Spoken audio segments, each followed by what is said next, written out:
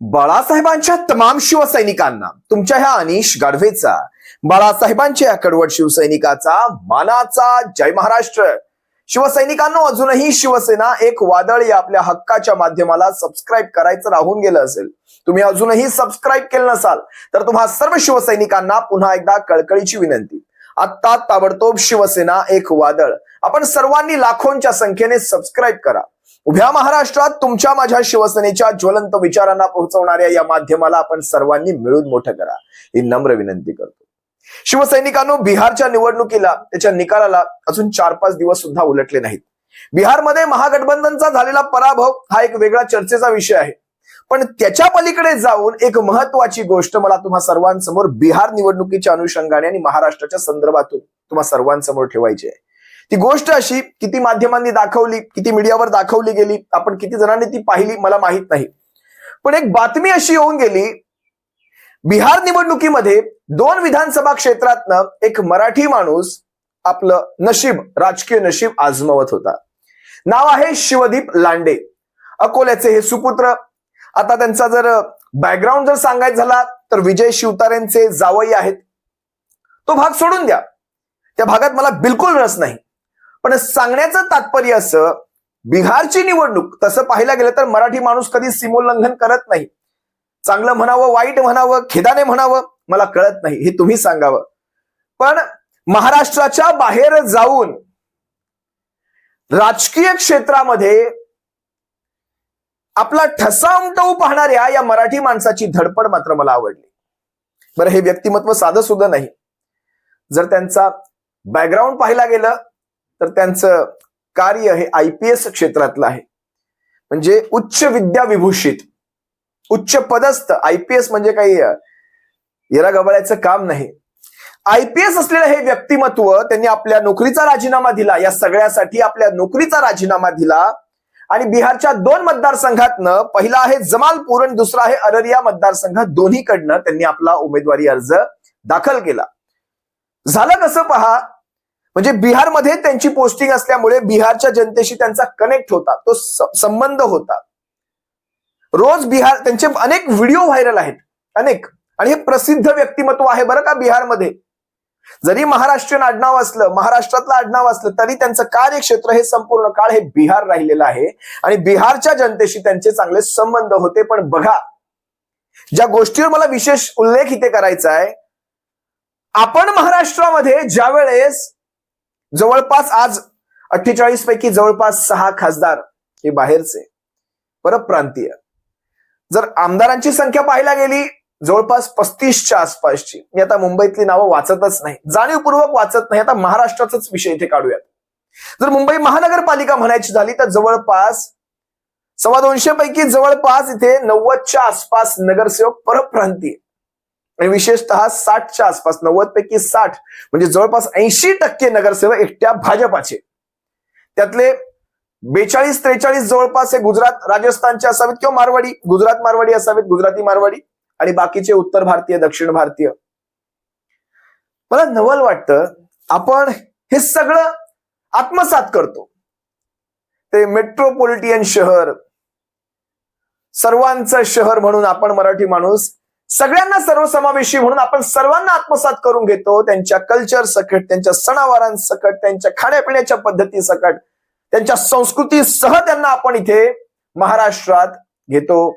महाराष्ट्रात त्यांचे सण आपण साजरे करतो. सगळं एक हा विषय वेगळा. पण ज्या वेळेस एक मराठी माणूस उठतो, तो बिहारमधून आपलं नशीब आजमावतो. मला फार क्वचित काही उदाहरणं आहेत, अगदी गुजरात मधले सुद्धा, अगदी सीमावर्ती भागाची, अगदी वापी असेल किंवा दादरा नगर हवेली असेल, तो पट्टा असेल, तिकडची काही मराठी आडनावं आहेत. पण हे बिहार आहे, संपूर्णपणे उत्तर भारतात जाऊन हे सीमोल्लंघन म्हणता येईल. पण ह्या माणसाचं पाणीपत कसं झालं माहितीये? दणदणीत पराभव. नाही एक्सेप्ट केलं लोकांनी, नाही स्वीकारलं लोकांनी बिहारच्या. कसा पराभव? तर जमालपूरमधून 1690 मतं डिपॉझिट जप्त, अररियामधून 734 मतं डिपॉझिट जप्त. जर बिहारमध्ये गेलेल्या मराठी माणसाला जर बिहारची लोक एक्सेप्ट करत नसतील, म्हणजे तिकडे काय खाण्यापिण्याचे वांद्यांपासून सगळं एका बाजूला ठेवा, पण एका मराठीत, म्हणजे धडपडणाऱ्या मराठी माणसाला तुम्ही एक्सेप्ट नाही करत आहात, आपण महाराष्ट्रात काय करतोय? आज मीरा भाईंदर महानगरपालिकेचं तुम्हाला उदाहरण सांगतो, इथे मराठी माणसाला आरक्षण द्यायची वेळ आली आहे. आज मराठी माणसाला आरक्षण देऊन तिथे उभं करावं लागेल तर मीरा भाईंदर महानगरपालिकेत मराठी नगरसेवक दिसेल. ही अशी परिस्थिती काय सांगायचं, आणि सत्य परिस्थिती आहे, सत्य आहे. आता हे सगळं सांगण्याचं तुम्हाला आणखी एक तात्पर्य सांगतो. मी तुम्हाला एक व्हिडिओ दाखवतो. आपण कसं सगळ्यांना सर्वसमावेशी आता ह्याची लाज बाळगायची, कायला अभिमानाने सांगायचं हे तुम्ही ठरवायचा. हा व्हिडिओ पहा, सावंतवाडीतला हा व्हिडिओ पहा. सावंतवाडीच्या नगराध्यक्ष पदासाठी अर्ज दाखल केलेल्या या श्रद्धा भोसलेंचा व्हिडिओ पहा. आडनाव जरी भोसले असलं तरी हा व्हिडिओ पाहिल्यानंतर शेवटाला मात्र तुमची प्रतिक्रिया ही वेगळी असेल, नक्कीच वेगळी असेल. जरा पहा. देवताचा आशीर्वाद घेऊन आज सावंतवाडी नगर अध्यक्षाच्या पदासाठी बीजेपी मधून अर्ज घातलं केलं आहे.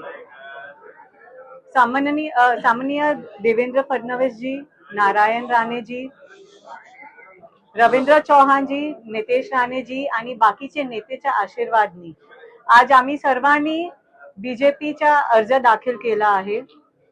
आम्हाला आशा आहे की सावंतवाडीचे लोक आम्हाला आशीर्वाद देतील आणि सपोर्ट करतील. आम्हाला सावंतवाडीला सुंदर आणि विकसित करायचं आहे आणि त्याच्यासाठी आमची सगळं आम्हाला एक टाइम संधी भेटली तर आम्ही ते करून दाखवेल. आमचं जे स्वप्न आहे की सावंतवाडीला पूर्ण एकदा सुंदर वाडी करायचं आहे, तर ते आम्ही नक्की सार्थ करून दाखवूया. नमस्कार मॅडम, आपण म्हणताय की सावंतवाडीला सुंदरवाडी करायची आहे, मात्र आपण नगराध्यक्ष पदाचे उमेदवार असताना नेमका कोणता महत्वाचा मुद्दा आहे जो सावंतवाडी करण्यास सतावतोय आणि तो मुद्दा घेऊन आपण निवडणूक रिंगणामध्ये उभा आहे? तर हल्ली आम्ही खूप लोकांना भेटले आणि सावंतवाडीचे लोकांना आम्हाला खूप प्रेम दिलाय. तर मला सावंतवाडीचे लोकांसाठी पहिला तर आपले महिलांसाठी सेफ्टी वाढवायची आहे. दुसरी गोष्टी हे की सावंतवाडीना अजून सफाईची गरज आहे, तर अजून डस्टबिन आणायचे. आणि रोजगार खूप महत्वाचा आहे की आपले महिलांना खूप काम करायचं आहे पण संधी नाही भेटत, तर आपण रोजगार कसं वाढू शकते ते मी बघणार.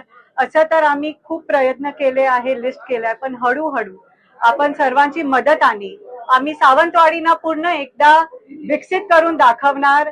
आणि आपलं सावंतवाडी काय आहे ते कधी पण पाठी नाही राहणार. आपण सावंतवाडीला ग्लोबल मॅपवर लावूया, ते माझे शब्द आहे. नमस्कार.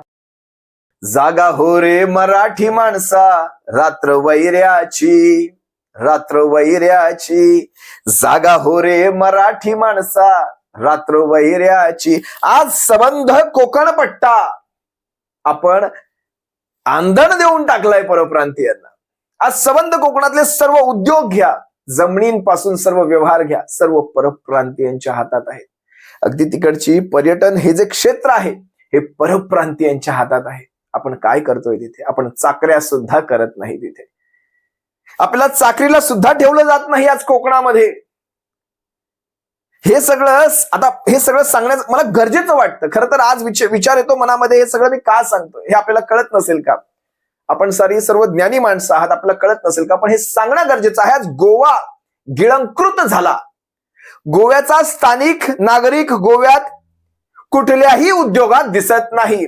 असेल तर मला सांगावं, असेल तर सांगावं मला. आज कोकणामध्ये तुम्ही पहा, अगदी हॉटेल मालक, हॉटेल व्यावसायिक, अगदी तुम्ही स्पोर्ट्स घ्या तिकडचे, अगदी तुम्ही कुठल्याही पर्यटन स्थळावर जा, तिथले स्पोर्ट्स ऍक्टिव्हिटी असतात, खेळांचे प्रकार, तिकडे सगळे परप्रांतीय, सगळे परप्रांतीय. अगदी मच्छीमारी क्षेत्रात सुद्धा परप्रांतीय घुसलेले आहेत तिथे. मला खेदाने सांगावं असं वाटतं, पण आज ज्यावेळेस हा जो व्हिडिओ आपण पाहिलात, मला वाटतं तिकडच्या राजघराण्याच्या सून आहेत या श्रद्धा भोसले. हे भोसले आडनाव हे छत्रपती शिवराय, छत्रपती शंभू इथपर्यंतच आम्ही मानतो. हे राजघराणं, ही जी कॉन्सेप्ट आहे ना, ही मला तरी वैयक्तिक मान्य नाही. राजघराणं, छत्रपती शिवराय हेच आमचे राजे आणि छत्रपती शंभू हेच आमचे राजे. शिवशंभू महाराज, छत्रपती शिवराय, राजघराणं आमचं इथपर्यंतच, आमचा तो मुजरात इथपर्यंतच. राजघराणे हे काय म्हणाल्या ह्या ताई, काय म्हणाल्या? मी त्यांची काही वाक्य सांगतो. सन्माननीय फडणवीसच्या ऐवजी सन्माननीय फडणवीसजी, रोजगार महत्वाचा आहे, बीजेपी मधून अर्ज घातलं गेलं आहे. बीजेपी मधून अर्ज घातलं गेलं, अर्ज हा भरला जातो, अर्ज सादर केला जातो, अर्ज घातलं गेलं. मला खरंच नवल वाटतं आणि यांना जर कोणी मतदान करणार असेल तर त्याला सुद्धा 21 तोफांची सलामी दिली पाहिजे, असा सॅल्यूट केला पाहिजे, असा सॅल्यूट केला पाहिजे. काय म्हणतात, बीजेपी मधून नगराध्यक्ष पदासाठी अर्ज घातलं गेला आहे आणि कुणाकुणाच्या नेतेच्या आशीर्वादनी, फडणवीसजी, नारायण राणेजी, काहीतरी अजून 2-3 जणांची नावं घेतली, नेतेच्या आशीर्वादनी एक टाइम संधी भेटली तर करून दाखवेल. सावंतवाडीला सफाईची गरज आहे, गरज. सावंतवाडीला सफाईची गरज, खरंच सावंतवाडीला सफाईची गरज आहे. सावंतवाडीतून ही सगळी जाऊ द्या, आता परत त्याच विषयात जातो, हे सगळं काढून टाकलं पाहिजे, ही सगळी घाण साफ झाली पाहिजे सावंतवाडीची. आणि खऱ्या अर्थाने जर स्वच्छतेची गरज, सावंतवाडीचा तो ऐतिहासिक तलाव पहिला साफ झाला पाहिजे. ठीक आहे, सर्वांची मदतानी सावंतवाडी विकसित करून दाखवणार. मदतीने नाही, मदतानी विकसित करून दाखवणार, हे माझे शब्द आहे. कोण तुम्ही शब्द द्यायला ताई? कोण तुम्ही? काय तुमचा इतिहास? काय तुमचं कार्य? जे काही असेल ते. शिवसैनिकांनो, आपली माणसं, सावंतवाडीत उभं राहिलेलं शिवसेनेचं पॅनल आपल्याला निवडून द्यायचं आहे. मी पुनश्च सांगतो, ह्यांचा काय संबंध? ही कोण माणसं? बरं मला सांगा, ह्यांनी सांगितलं महिला सुरक्षा, नगर परिषदेचं हे कार्य कधीपासून झालं? हे कार्य कुणाचं आहे? महिला सुरक्षा हे कार्य कुणाचं आहे हे त्यांना माहित नाही. दुसरं काय म्हणाल्या, रोजगार हे कार्य नगर परिषदेचं कधीपासून झालं? रोजगार द्यायचे आहे. तुमच्या मनामध्ये इच्छा असेल रोजगार द्यायची, तुम्ही कदाचित तुमच्या, शेवटी भाजपाचा तो गुण आहे, त्यांना ह्या राज्यामध्ये म्हणजे बाहेरची भाषा आणायची आहे. तुम्ही पाहिलं असाल ते अगदी भाषेच्या त्रिवार भाषा रचना, ती आपण म्हणजे त्रिसूत्री भाषाचे आणलं होतं त्यांनी मागे, ते तुम्ही सर्वांनी पाहिलं. त्याच्यासाठी एक मोठं उग्र आंदोलन उभारलं गेलं. त्यानंतर ती सक्तीची भाषा, मराठीला जिथे डावललं गेलं, ती भाषा रद्द केली गेली. हे त्यांचं सूत्र आहे. तुम्हाला करायची आहे महिला सुरक्षा, चांगला विषय आहे. तुम्हाला करायचा आहे रोजगाराचा विषय, चांगला विषय आहे. पण हा तुमच्या नगर परिषदेचा विषय नाही, हा तुमच्या राज्य शासनाचा विषय आहे, तुमच्या केंद्र शासनाचा विषय. 15 कोटी लोकांना रोजगार देणार होते. दर महिन्याला महाराष्ट्रात 2-2 लाख लोकांना, म्हणजे 15 कोटी देशाच्या हिशोबाने बोलतोय मी, महाराष्ट्रात 2 लाख 3 लाख रोजगार निर्मिती. लाख की कोटी मला माहित नाही, आकडे पण मोठे मोठे असतात, फेकताना आकडे सुद्धा मोठमोठे. डस्टबिन वाटायचे म्हणतात, डस्टबिन म्हणजे डस्टबिन वाटणं हे नगर परिषदचं काम आहे का? मला यांना यांची कामं नाही माहिती.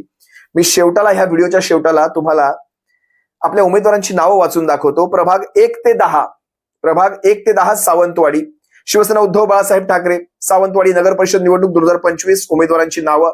आपण या सर्व उमेदवारांना, शिवसेनेच्या सर्व उमेदवारांना भरघोस मताने, शिवसेना एक वादळचे सारे आपण जर मला सावंतवाडीतून पाहताय, तुमच्यापैकी जर कोणाचा हा उमेदवार असेल तर मला नक्की कमेंटमध्ये व्यक्त व्हावं, त्या कमेंटला विशेष उत्तर देईल.